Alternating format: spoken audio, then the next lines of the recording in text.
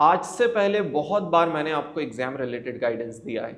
इस बार एक मैसेज आपके रिजल्ट के पहले देना चाहता हूं।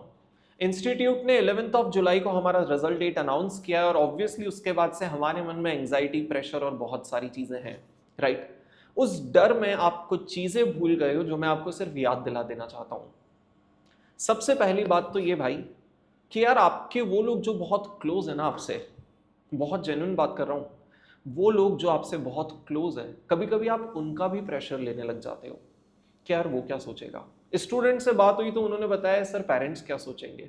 मेरे भाई एक चीज तो सुनो, वो लोग आपके इतने करीब है कि उनकी नजरों में आप इस रिजल्ट के बेसिस पे पास ही नहीं होंगे।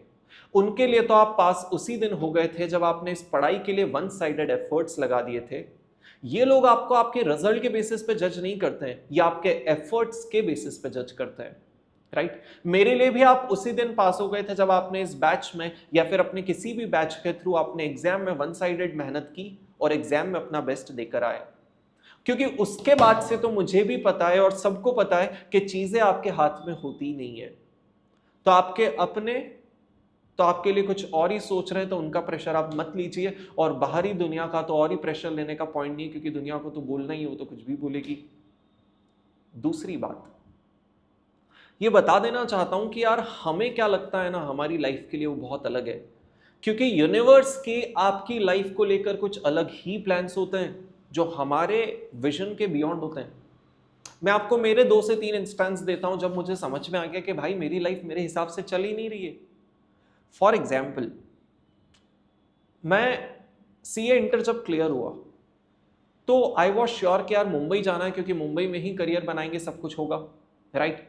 मुंबई के एक हॉस्टल में मुझे एडमिशन लेना था। You have no idea what I have been gone through. One sided struggle और एफर्ट्स और रेफरेंसेस वगैरह जैसे तैसे करके उस मुंबई के हॉस्टल में एडमिशन लिया।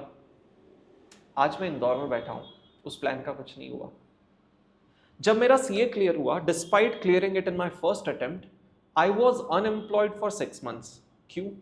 क्योंकि मुझे श्योर था कि यार मुझे तो फाइनेंस, इक्विटी रिसर्च, एमएनए में ही करियर बनाना है। आज मैं आपके सामने फुल टाइम टीचिंग कर रहा हूं।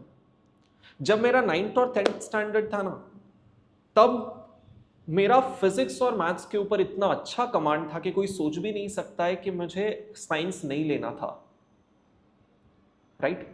घर वालों को और मुझे कॉन्फिडेंस ही नहीं था कि शायद मैं आईआईटी क्रैक कर पाऊंगा कि नहीं। आज मैं आपके सामने कॉमर्स लेकर बैठा हूं, राइट।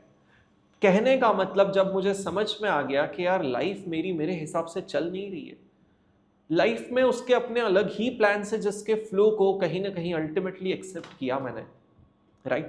कहने का मतलब, आप अगर पास होते हैं तो अच्छी बातें, बहुत अच्छी बातें, खुशियां मनाएंगे, और जो पास नहीं होंगे उनके साथ बैठ के बातें भी करेंगे, जो लोग पास नहीं हो पाए आपके साथ वाले।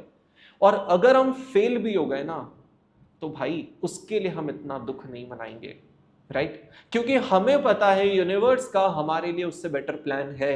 वो इस बार नहीं तो शायद नेक्स्ट बार के लिए कुछ अच्छे तरीके से हमारे लिए प्लान करके रखा है। हम वन साइडेड एफर्ट्स फिर से लगाएंगे। वैसे भी एक बात बताऊं, इस रिजल्ट का मतलब ये नहीं होगा कि आप सीए नहीं बने। इस रिजल्ट का मतलब होगा कि आप बस इस बार सीए नहीं बने, राइट।